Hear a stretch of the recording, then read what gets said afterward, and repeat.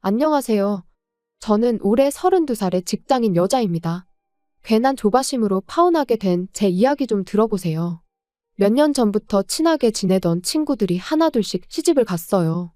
그리고 계속 그 모습을 보다 보니 저도 모르게 조바심을 느꼈던 모양입니다. 그래서 저도 만나고 있던 남자친구와 결혼 준비를 시작했는데 괜한 짓이었지요. 하마터면 멀쩡한 집을 고스란히 갖다 바칠 뻔 했거든요. 바보도 아니고 어떻게 그럴 수 있냐고 하시겠지만 저도 이번에 알았어요. 사기를 당하는 게 당하는 사람이 멍청해서가 아니라 사기치는 인간이 치밀해서라는 걸요. 아무튼 이런 인간도 있다는 걸 널리 알리고자 사연을 적어봅니다. 남자친구하고는 같은 업계에서 일을 하며 자연스레 얼굴을 텄어요. 알고 보니 동갑내기여서 금방 친해졌고요.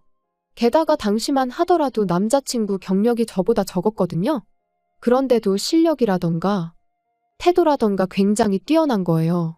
그래서 배울 점이 참 많은 친구라고 생각했고 거기에 호감을 느꼈던 것 같아요. 그래서 연애를 시작했습니다. 그런데 일적으로 아무리 뛰어난 사람이라고 해도 사람 됨됨이까지 뛰어난 건 아니었지요. 일단 결혼 이야기는 제가 먼저 꺼냈어요. 앞서 언급했듯이 친구들 하나씩 결혼하는 걸 보면서 조바심을 느꼈던 건 저였으니까요. 그런데 4년을 만나면서 결혼의 기억자도 남자친구는 꺼내지 않았으니 남자친구가 말해주길 기다리고 있다가는 평생 가도 결혼은 못하겠다 싶대요. 그래서 단도직입적으로 제가 물었죠. 나랑 결혼할 생각이 있느냐고요. 그랬더니 남자친구가 그런 생각이 없으면 여지껏 널 왜 만났겠냐며 반문을 하는데 솔직히 당시엔 기쁘면서도 안도감도 느꼈습니다. 아예 생각이 없다고 하면 어떡하나 내심 걱정스러웠으니까요. 그런데 이내 남자친구는 결혼해서 하루빨리 안정적인 가정을 꾸리고 싶긴 하지만 하고 말끝을 흐렸습니다. 그런데 말하던 상대가 말하다 말면 엄청 답답하잖아요. 저도 그랬죠. 그래서 왜 말을 하다 마냐니까 결혼을 하려면 돈이 많이 들지 않냐면서 저더러 너는 얼마나 모아놨냐고 묻대요. 얼마나 모아놨길래 결혼 이야기를 꺼내냐면서요. 참고로 저희 업계 특성상 바닥이 얼마나 좁은지 몰라요. 오죽하면 두세 다리만 건너면 아는 사람을 만날 정도죠. 그리고 그렇다 보니 사람들끼리 대놓고 말은 안 해도 얼마나 버는지 대충 짐작하긴 쉬운 일이었어요. 그러니 저랑 남자친구도 굳이 서로 얼마를 버는지 그런 건 물어본 적이 없고요. 그런데 남자친구가 대놓고 저더러 얼마나 모아놨냐 물으니 순간 좀 당황스러웠지요. 하지만 어쨌든 남자친구보단 제가 더 모아놨을 것 같았거든요. 그래서 이왕 이렇게 된 거 허심탄회하게 속된 말로 다 까놓고 말하는 게 좋겠다 싶었습니다. 그래서 나는 1억 좀 넘게 모아놨지 하니까 남자친구가 자기는 이제 2천 모아놓은 게 달아나요? 그중에서도 1,000은 지금 살고 있는 원룸 보증금으로 묶여 있다고요. 그리고 그 얘기를 들었을 때 실망하지 않았다면 그건 거짓말일 거예요. 그래도 직장 생활을 몇 년을 했는데 2천이라니. 1년에 1,000만 원씩 모으는 것도 힘들 만큼 벌이가 적은 건 아니었을 게 분명했으니까요. 결혼 이야기를 괜히 꺼냈다 싶었습니다. 그런데 남자친구는 오히려 제 심각한 얼굴을 잘못 이해했는지 자기가 처했던 상황을 구구절절 설명하기 시작했어요. 졸업하자마자 학자금 대출도 갚아야 했고 취직한 이후로는 어려운 집안 형편에 얼마씩 생활비도 보태드려야 했다면서요. 그래도 다행인 건 이후로 부모님 형편이 많이 나아지셔서 재작년부터는 생활비를 보태지 않고 있답니다. 학자금 대출도 다 갚았고요. 그래서 이제는 돈이 모일 일밖에 남지 않았다나요? 그러면서 우리가 같이 힘을 합치면 1억 모으는 건 금방이라는데 그게 묘하게 설득력 있게 들렸어요. 실제로 제가 아는 남자친구는 허튼데 돈 쓰고 그러는 사람은 아니었으니까요. 그래서 마지막으로 남자친구한테 그럼 이제껏 돈 때문에 한 번도 결혼 이야기를 꺼낸 적이 없던 거냐고 물었습니다. 그랬더니 맞대요. 자기가 그래도 남잔데 통장에 한 1억은 만들어지면 그때 얘기하려고 했다고요. 그리고는 솔직히 자기가 저랑 동갑이 아니라 두세 살만 많았으면 벌써 결혼 이야기를 꺼내고도 남았을 거라는데 제가 결혼이 어지간히 하고 싶었던 건지 그 말 또한 다 그럴듯하게 들리는 거예요. 아무튼 그래서 그때부터 저희 나름대로 결혼 준비를 조금씩 하기 시작했어요. 마침 웨딩 시즌을 앞두고 박람회가 한참이었길래 가서 상담도 받아보고 주변의 기혼자들에게 여러 가지 조언을 구하기도 하면서요. 그리고 대충 머릿속에서 이런저런 가닥이 잡혀갈 때쯤 집에다 말씀을 드렸습니다. 지금 남자친구랑 결혼하려고 한다고요. 그랬더니 어머니가 어찌나 기뻐하시던지. 저는 제가 그렇게 많은 나이라고 생각하진 않았는데 어머니는 30도 넘은 딸이 결혼 이야기가 없으니 나름대로 애가 타셨던 모양입니다. 그리고 얼마 후 정식으로 남자친구를 저희 집에 데려갔어요. 저희 부모님과 남자친구가 처음 만나는 자리였지요. 남자친구가 원래도 싹싹한 성격이다 보니 저희 부모님께선 무척 마음에 들어 하시는 눈치셨습니다. 그리고 그래서인지 어머니께서 난데없이 신혼집 걱정은 하지 말라고 그러시는 거예요. 일단 결혼만 하면 신혼집은 어머니가 구해주신다면서요. 그리고 그 말뜻은 저희 부모님이 얼마나 대단한 부자라 아파트 한 채 턱하니 사주겠다 뭐 그런 게 아니었고요. 동네에 빌라를 하나 얻어줄 테니 거기서 살면서 돈을 모으라고. 그리고 어느 정도 돈이 모아지면 빌라를 팔아서 그 돈까지 더해 아파트를 구하라는 뭐 그런 의미셨지요. 물론 처음부터 아파트에서 신혼살림을 시작할 수 있다면 좋겠지만 그럼 대출이자가 장난이 아닐 텐데 저희 벌이를 생각하면 그건 좀 무리다 싶었습니다. 그래서 어머니 말씀대로 하기로 했어요. 그리고 남자친구의 우리가 힘을 합치면 1억은 금방 모은다는 그 말을 100% 믿은 건 아니었지만 그 정도 각오가 있다면 어쨌든 큰 돈은 모을 수 있을 거란 자신감이 있기도 했으니까요. 정말이지 아파트로 가기까지 오래 걸리진 않을 거라 생각했습니다. 그리고 그렇게 그때부턴 정말 본격적으로 결혼 준비를 시작했지요. 그런데 어째서인지 남자친구 어머님과 뭔가 쿵짝이 잘 안 맞는다는 기분이 들대요. 그간에 남자친구가 집에다 한 효도야 자기가 원해서 한 거라 치더라도 어떻게 보면 희생을 한 거고. 게다가 일방적이긴 했어도 저희 어머니께서 집 문제도 해결해 주신다고 했는데 그 부분에 대해서는 이런 방구도 없으셨던 데다가 1,000원 한 장 보태주실 생각도 없으신 눈치셨거든요. 그리고 무엇보다도 예단 이야기부터 꺼내셨으니 솔직히 기분이 많이 상했죠. 하지만 그때까지도 남자친구가 어머님께 무슨 말씀을 하시는 거냐? 이미 여자친구가 해오는 게 얼마나 많은데 예단까지 바라시냐 해가며 제 편을 들어줬어요.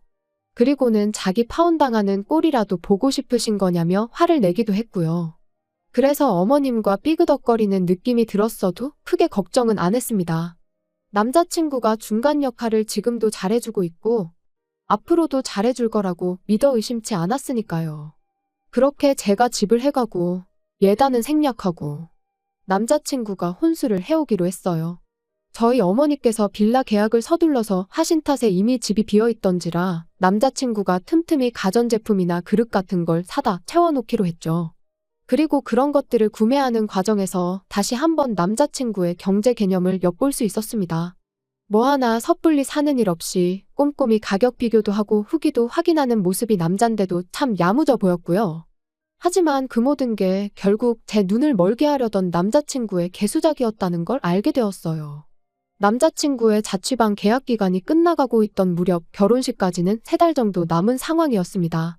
그런데 남자친구가 저한테 빌라에 먼저 들어가 지내면 안 되겠냐 물어보대요. 빌라는 이미 비어있고 자기가 짐도 어느 정도 챙겨놓았지 않냐며 본가로 돌아가기보단 그 편히 출퇴근하는데 편할 것 같다면서요. 하지만 저희 어머니께서 아무리 그래도 신혼집인데 시골리고 같이 들어가면 좋겠다 하셨습니다. 그러니까 남자친구가 꽤나 아쉬워했는데 저도 어머니의 말씀이 맞다고 생각했네요. 남자친구가 먼저 빌라에 들어가면 남자친구 어머님 입장에선 와보고 싶으실 수도 있고 그럴 수도 있잖아요. 그런데 제가 없는데 왔다 가시면 제 기분이 썩 좋을 것 같지 않았거든요. 아무튼 그래서 일단 남자친구의 집은 빼서 본가로 보내기로 얘기가 되었습니다. 그래도 다행히 남자 혼자 살던 집이라 짐이 많지는 않대요. 그래서 1차로 짐 정리가 끝나자마자 남자친구가 먼저 본가로 향했고 저는 혼자 남아 자질구레한 것들을 정리하기 시작했어요. 만약 그때 그 자질구레한 것들을 정리하지 않고 대충 어디다 처박기라도 했으면 전 지금쯤 빼도 박도 못하고 웨딩 마치를 올리고 있었을지도요. 큰 짐이 빠져나가고 빈 방을 보니 제 방도 아닌데 기분이 싱숭생숭했습니다. 하지만 언제까지 감상에 젖어 있을 건 아니었으니 얼른 다시 정리를 시작했어요. 그러다 남자친구의 통장을 발견했는데 잡동사니들 밑에 깔려있는 걸로 봐선 통장 정리를 한참 동안 안 했겠구나 싶었죠. 그래서 별 생각 없이 상자에 옮겨 넣으려다가 문득 그래도 마지막에 정리했을 땐 얼마나 모여 있었을까 궁금해지대요. 그래서 통장을 열었는데 그 순간 큰 배신감에 잠깐이지만 파혼해야 하나 생각이 들었어요. 마지막 통장 정리가 반년 전이었는데 잔고가 5천만 원이 넘게 찍혀 있었으니까요. 그리고 그때 방문이 벌컥 열리더니 남자친구였습니다. 당장이라도 숨이 넘어갈 것 같이 핵핵댔지요. 남자친구의 자취방부터 본가까지는 왕복 1시간이 걸리는 거리고 짐까지 내려놓고 왔으니 좋게 2시간은 걸렸어야 했습니다. 하지만 20분 만에 돌아왔다는 건 아마도 운전하다가 갑자기 통장이 생각났던 모양이돼요. 그리고 아니나 다를까 한 손엔 통장을 들고 얼빠진 표정을 하고 있는 저를 보자마자 남자친구는 오해랍니다. 그리고는 자기가 다 설명할 수 있다나요? 그리고는 하는 말이 그때는 그 돈이 정말 있었지만 지금은 없답니다.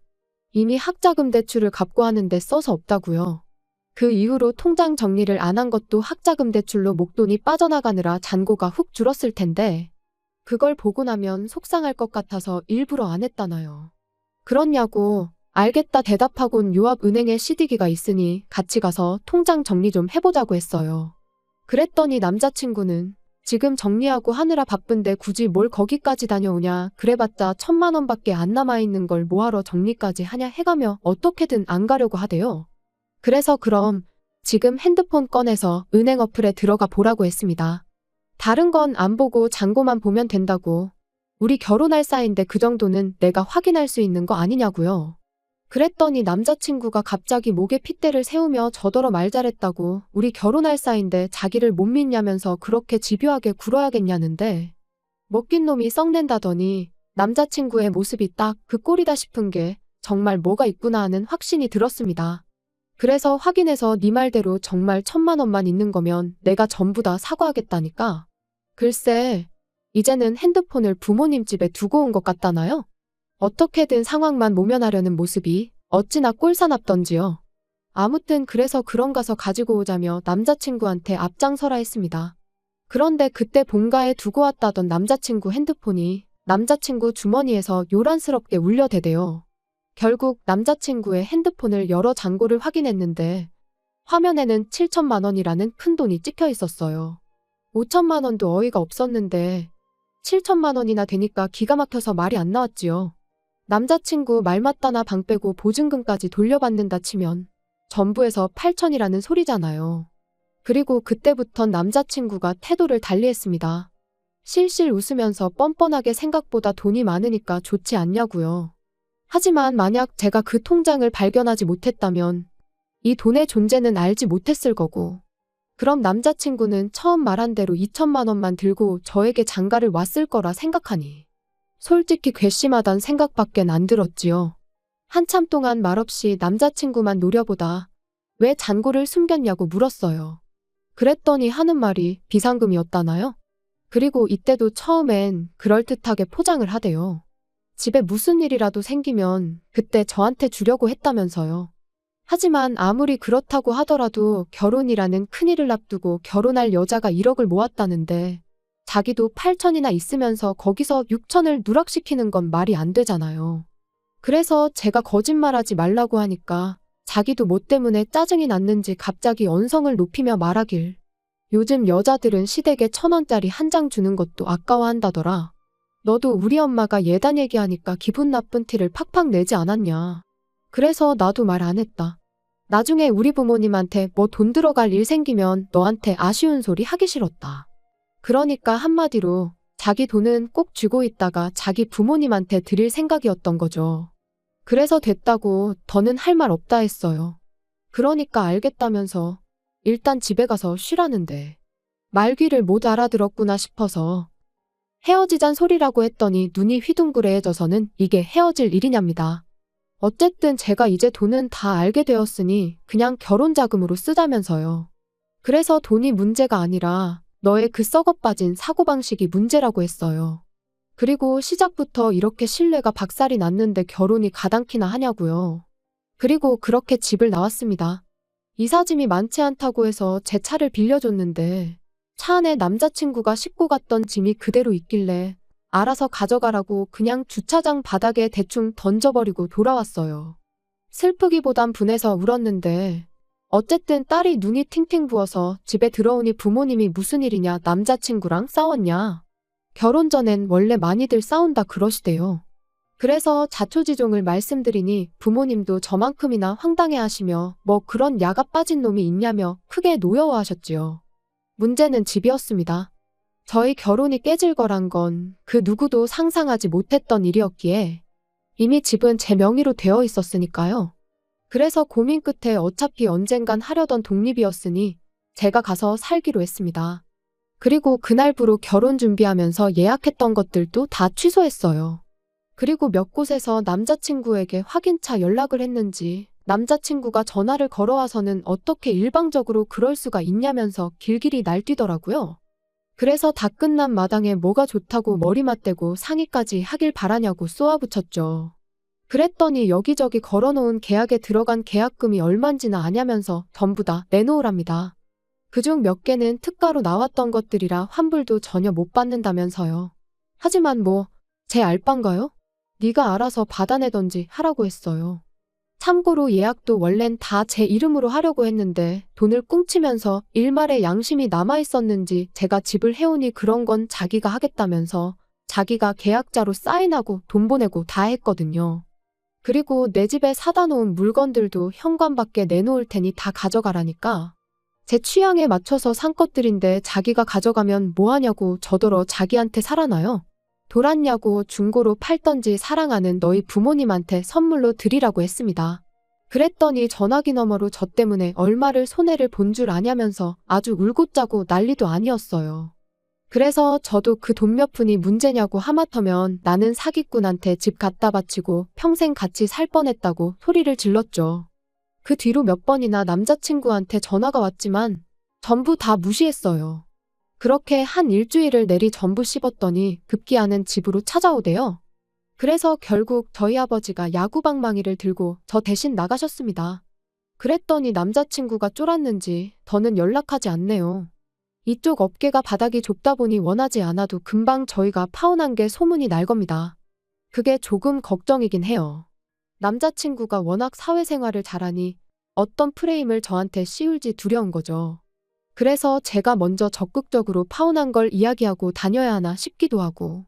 아무튼 남자친구가 마지막으로 저한테 한 말이 너 때문에 쫄딱 망했다는 소리였는데 남자친구 소식을 다시 듣게 되는 날이 온다면 진짜로 쫄딱 망했다는 소식이었으면 좋겠네요.